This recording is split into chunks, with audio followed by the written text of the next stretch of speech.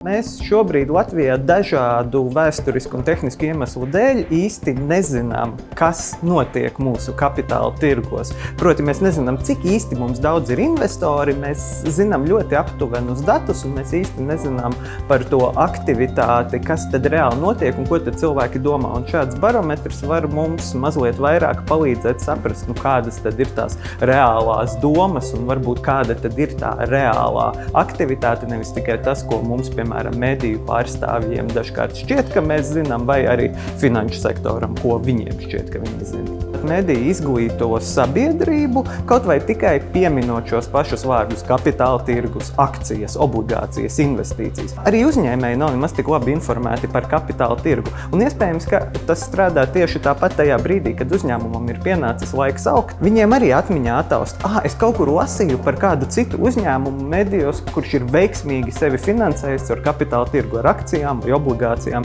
vai kādā citā veidā. Un tad tas var lielā mērā palīdzēt. Tā kā man šķiet, ka mediji ir ļoti būtiski, lai veidotu šo kopējo fonu, no kura tad arī aug tā mūsu finanšu pratība.